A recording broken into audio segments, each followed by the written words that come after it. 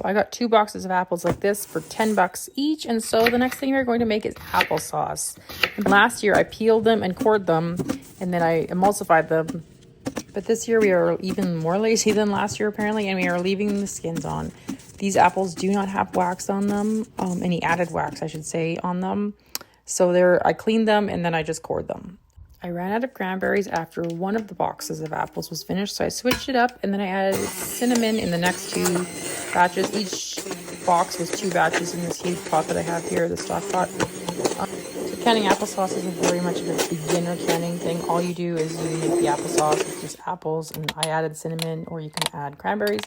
And then you fill the jars to 1-inch headspace, clean the rims, add the lids, and then you can them for 10 minutes in a water bath canner. So, recipe very loosely. I find that if you're going to put the effort into canning, it better be food that you are actually going to eat. It's too much work not to, so I quadrupled the recipe. The original recipe, I believe, was 6 cups of tomatoes, 2 cups of peppers, 2 cups of onions, 4 jalapenos, salt and pepper to taste, 2 cloves of garlic, and 2 cups of lemon juice. I added in all of those ingredients, but the numbers are way off, especially the jalapenos. There are like 30 jalapenos in this pot. I also like more onions, and we added in way more garlic too, but the lemon juice is needed to keep the acid levels where they should be for water bath canning. So I will say that with all the lemon juice I added, this did make the recipe very runny, but it is what it is. I am an affiliate with 4 Jars, and they are an American company out of Florida, and they make the best canning supplies. Their lids always seal, and they just recently started making jars. They also have canners, sealers, and everything else for preserving food. Their Mylar bags are extremely good, and the code is down10, and I will leave a link in the code in the description below. Okay, so you're going to fill these to 1-inch headspace. Then you're going to can them in a water bath canner for 10 minutes. Once it boils, you are going to want to make sure that there's enough water in the canner to cover all the jars. And then you're just going to turn it on, put the lid on, and wait for it to boil. Once it starts boiling, you wait 10 minutes, and then you shut it off. And then you just let them rest on the counter for 24 hours before you can take the bands off, clean the jars, label them, and put them on the shelf.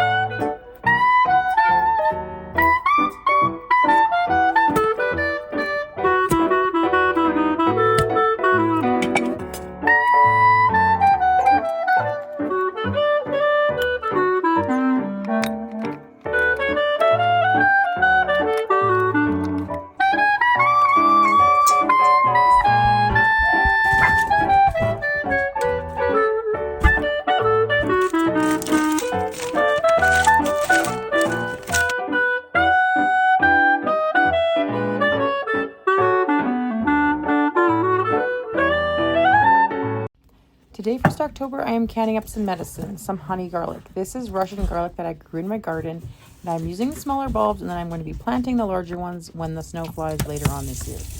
Okay, let's get into it. Fermented honey garlic is a medicine. It is antibacterial, antiviral, immunity boosting, helps fight off infection, colds, and supports your immune system. It is full of antioxidants that support cardiovascular and digestive health. Honey and garlic support heart health by contributing healthy blood pressure and cholesterol levels, and there is so much more.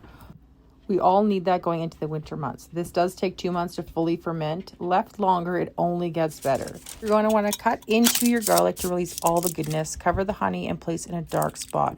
You're going to have to burp your jar every day for the first week or so. To burp your jar, all you do is open the lid to oxidize the garlic and honey and put the lid back on, and then turn the jar over. The hardest part about the whole thing is remembering to burp your jars every day.